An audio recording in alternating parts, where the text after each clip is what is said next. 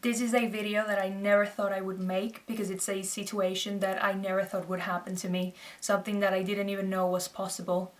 I am making this in the hopes that I can save someone's life, just like my life was saved by a group of amazing women that have raised awareness on their own, doing their best to save people like me. Back in 2010, I decided to get breast augmentation, so I made an appointment with a surgeon who was a very lovely family friend. I went to his office on a Monday, and on the Wednesday, I was having the surgery. I felt sure that this is what I wanted, so why wait? My appointment had gone really well. He explained the risks of surgery, which were, infections, a scar, the risks of anesthesia. And he showed me the implants, which looked so beautiful on the table, so perfectly shaped, so brand new. And I had confidence that everything was gonna go perfectly well, that this slight asymmetry in my breasts, which by the way is totally freaking normal, that this would go away with the surgery. And well, I went in for surgery and it did. The surgery went great. I recovered really quickly. I mean, within 10 days I was perfectly fine, or I felt perfectly fine. I still couldn't exercise for a while, things like that. But little did I know that my life was going to become a living nightmare, and the symptoms that would arise were a disaster, really. After surgery, I would say a few months in, I started having panic attacks. And, I would be just at home doing absolutely nothing. I didn't have to be exercising or doing anything that was exerting myself. I could just be reading a book, and all of a sudden, I would start to get palpitations. I would go numb in my fingers. I felt like I was gonna faint immediately. And this thing just started happening to me really often and without an explanation. So I would call an ambulance, I would go to the hospital, and they would never have an explanation as to why this happened. Often by the time I got to the hospital, the episode was already over. A few months went past, a year went past, and I started getting vertigo, which was just so strange. I remember the first time I got it, I was in a cab coming home from a night out.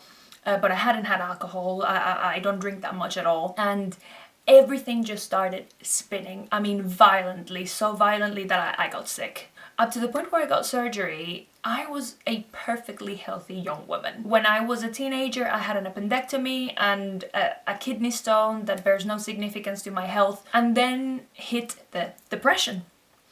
We all have stresses in our lives, but at the time, I didn't have stresses that I thought justified me feeling the way that I was feeling. It started with me having a hard time getting out of bed and feeling really low, and going to bed thinking, oh, it's just a bad day. I just didn't sleep well. I'll feel better tomorrow. And then I woke up the next day and I felt worse. So again, I just did not understand what was happening. I went to my GP, they referred me to therapy, which was really helpful. The GP also sent me antidepressants alongside therapy. Now, the antidepressants lifted me up immediately. I mean, they worked. The way I describe it is I felt like a rainbow. But I didn't really know that this was really a placebo for what was really happening in my body. Now we're about 6-7 years into the implants, and I have all of these like random symptoms, right? That they just seem not connected to one another. For example, another symptom that I used to get, hair loss. I mean, chunks of hair, and all blood tests would come back fine. Some of them found vitamin D a bit low, but iron fine. I mean, all of the other things that could explain this, everything came back fine. Then came the joint pain, wrist pain and ankle pain. After many tests again, specialists once more could not give me an answer as to why this was happening. They came up with all of these diagnoses like zero rheumatoid arthritis, or perhaps an autoimmune disease that hadn't been diagnosed, but it was just a dead end. So more and more symptoms are happening. However, at this point, they're not crippling. I get them once in a while. Yes, I have an annoying wrist pain. I have vertigo that comes and goes. My depression was under control at that point. In fact, I had come off the antidepressants in 2019. Now, in my mind, I of course know that something is wrong, But I never in a million years thought that it was my implants. I mean, why would I relate, the migraines that I would get to implants? Why would I relate joint pain to implants? Especially because it's not something that anyone ever warned me about that could happen. When I was explained the risks of surgery, no one ever said that there could even be a possible link between these things. But then came January of last year.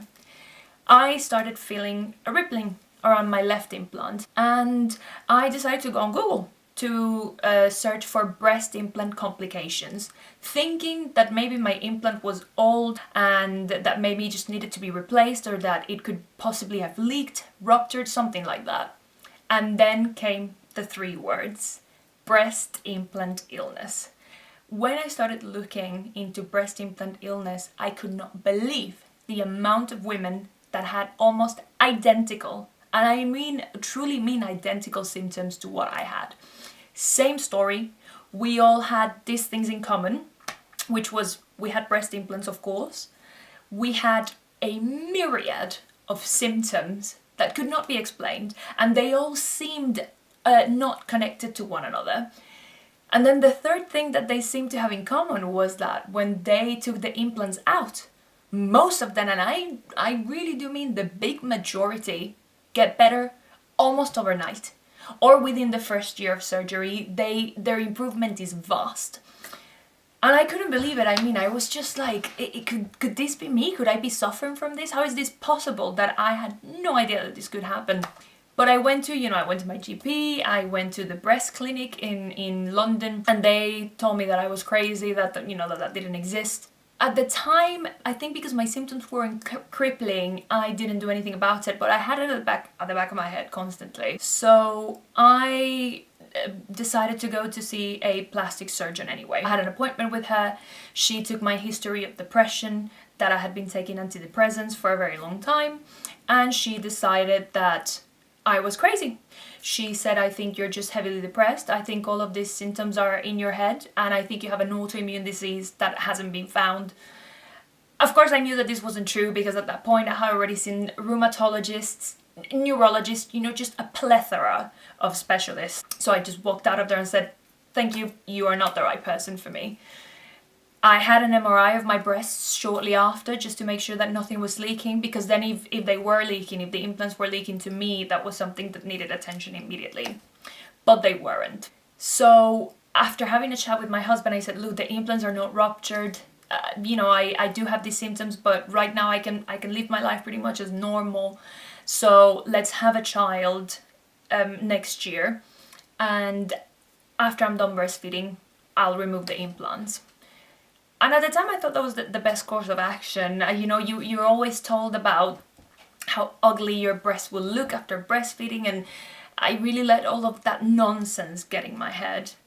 But everything took a horrendous turn in December of last year. It all happened one night.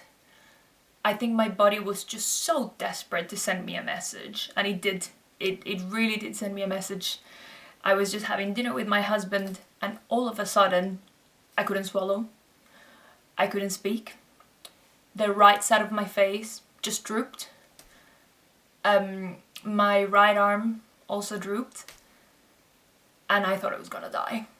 My heart went crazy. I mean, I could feel every palpitation, like someone was punching me in the chest. And I could just feel myself sort of drifting in and out of consciousness. And I said to my husband, call an ambulance now. The ambulance took a while to get to us. It took about 30-40 minutes. But my husband, he grabbed me and he literally carried me in his arms to the bottom of the stairs of our building. And by the time I got to the hospital, I was really weak, but my vitals were okay. So they didn't see me right away. They kept me waiting. And the doctor at the ER, she said that she thought I had a hemiplegic migraine, which is it's not a common migraine, and it presents itself almost like a stroke. I was really tired for the weeks after, and my head wasn't quite right. I just thought, like in the past, I've had these panic attacks, I'll just go to bed and then I'll wake up and I'll feel better. And then weeks went past and I didn't feel better, and then came February. I started feeling incredibly fatigued, I mean, something that I had never experienced. It was like the weight of gravity was pulling me down tenfold. I couldn't get out of bed. I physically could not get out of bed. It felt like going to the bathroom was a workout. So after doing a lot of research, I found a surgeon in the UK called David Floyd.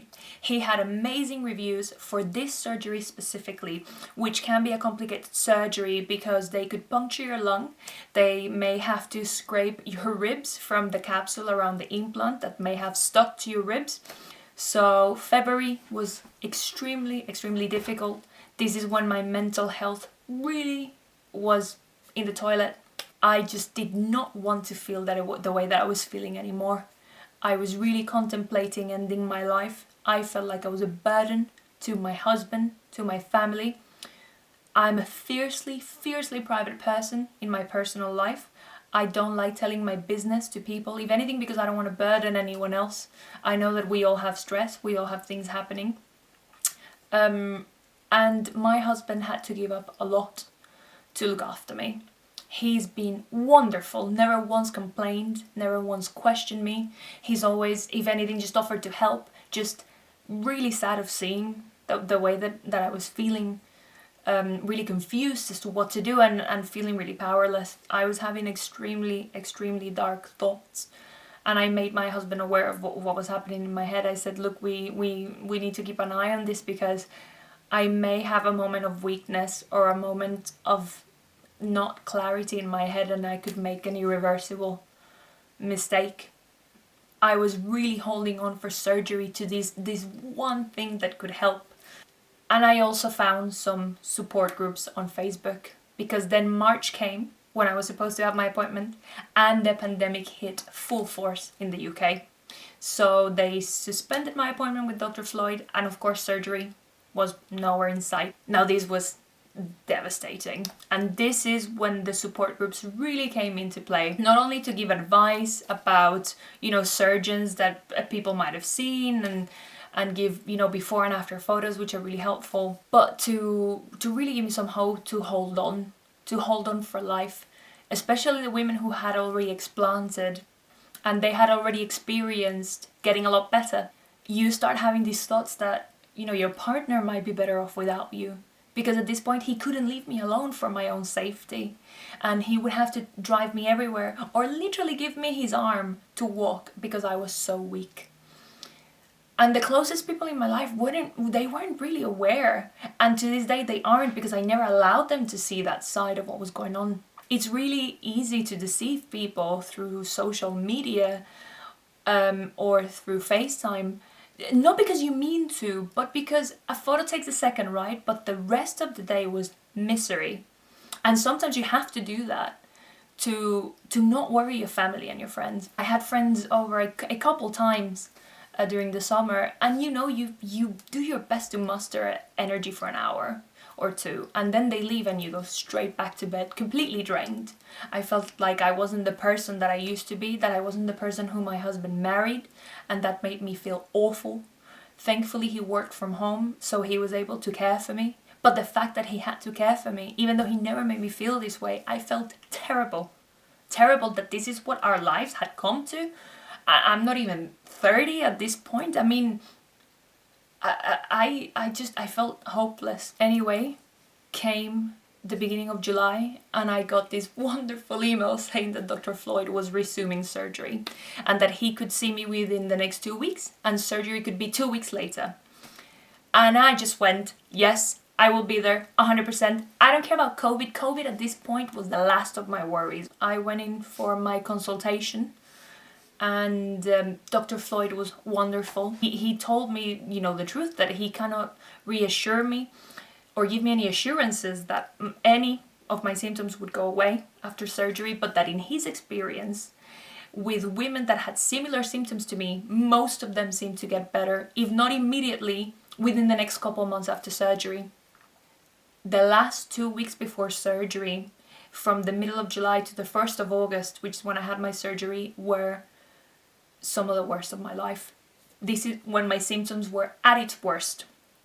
I started having things like sudden food allergies, where I felt like my throat was gonna suddenly close, and I would get itchy in my mouth and around my lips from foods that I had already had a million times before. But finally, August the 1st came, and well, Dr. Floyd came into the bedroom, he did the markings, and off I went to surgery. I didn't really have much time to think about anything. I had a little checklist with me of things that I wanted to happen. Like I wanted to have the implants returned to me. I wanted them to do a biopsy of the capsules of the implants, because not only is breast implant illness a risk from implants, but there is a very deadly cancer tied specifically to breast implants called ALCL. So I handed in my checklist to the anesthesiologist and I fell asleep. Then I woke up a few hours later. I think my surgery was around 2 hours.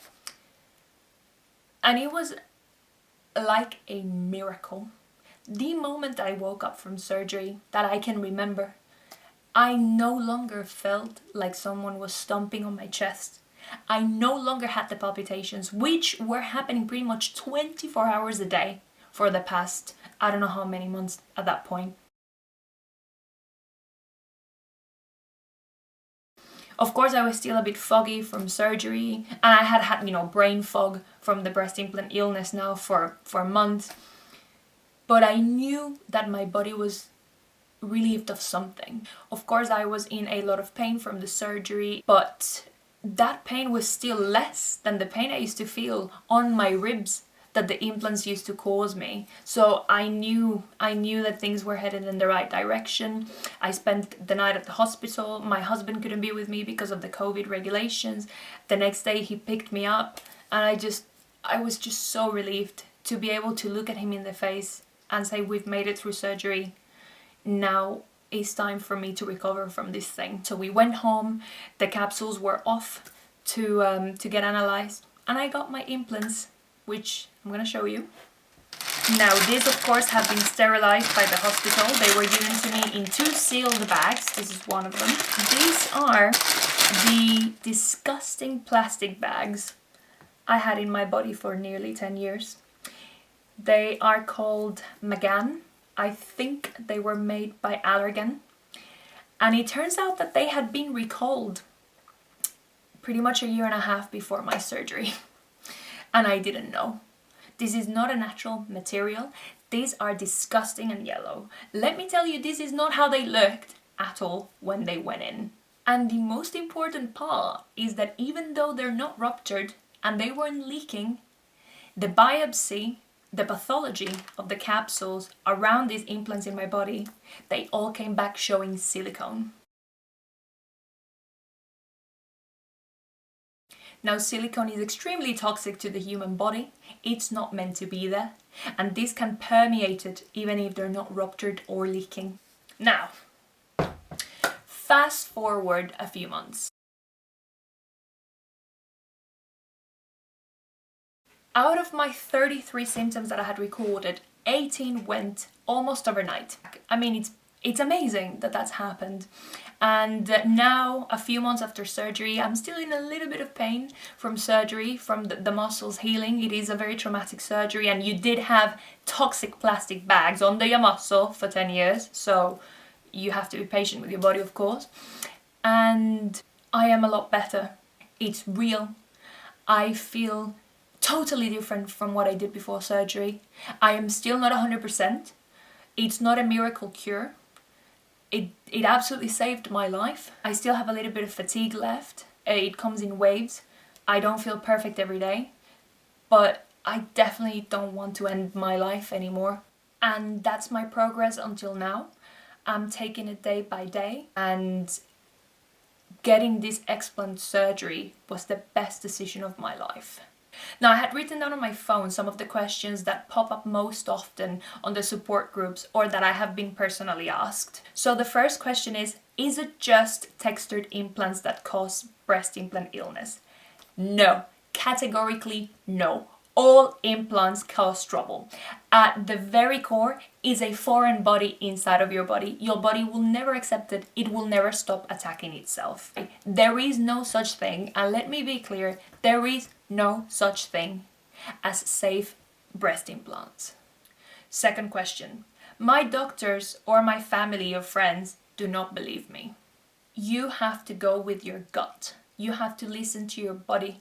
I had to be my own advocate. I had to go against what all the doctors and professionals were telling me, because I had to get in tune with my body and say, I know something's happening here, and shut out the noise of the lies that they're telling you, that it's in your head, that this could never happen, and that implants are safe. Do research. Now there are quite a few very well documented and supported studies and articles that speak about breast implant illness. The FDA is talking about making this a recognized illness. So there are very important entities now, and a lot of information that you can send to your family members or partners or whoever who is doubting you. Question number 3. How did your partner deal with it? I've asked my husband about a lot of aspects regarding this horrific experience, and it is a really complex one, because he said the hardest thing was to see that the person that he fell in love with was no longer there for a very long period. And he said, things like Parkinson are horrendous, but they very slowly deteriorate. Whereas what happened to me in December was all of a sudden, 1 hour I was fine, and then another hour my life completely changed overnight. Even though symptoms had slowly creeped up, it was, that panic attack in December was so sudden, and I didn't really feel normal after that.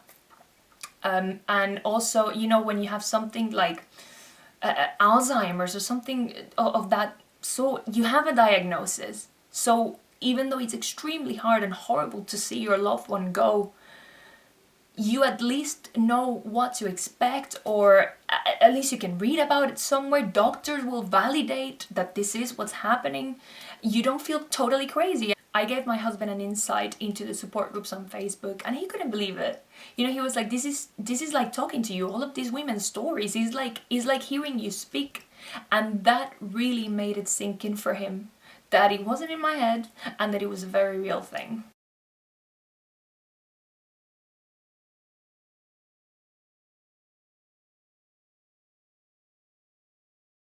Question number 4. My friends or family members have implants and they're fine. Listen, I grabbed these things for this question. These disgusting, toxic plastic bags are a ticking time bomb. Your friends and family members who have them might feel fine for now, but someday, in a few months, a few weeks, or 20 years down the line, this will come after them. And the thing is, they may have symptoms now that they don't even notice, like, oh, I'm just usually tired, or oh no, my hair just falls out, or no, this is the same migraine I get since 2010, and they will never relate it to their implants, because not all women get all the symptoms, not all women get super sick, okay? Some of them get the onset of breast implant illness when they replace their implants, which could be 30 years. Some people leave them for 30 years, and let me tell you, these things are not meant to be in your body for a lifetime. So to the people that promote implants, just like I used to do at the beginning, because I had no idea it was my implants making me sick, tell them it is a matter of time for you. It's just a matter of time. Ugh. Question number 5, the aftermath. I definitely have some form of PTSD from everything that happened. I was faced with what I believed to be my own mortality a lot of times this year. I mean, I genuinely thought I was gonna die. So I lived on the edge 24 hours a day for months. And it's been really difficult to get out of that mindset. Also, the sudden food allergies.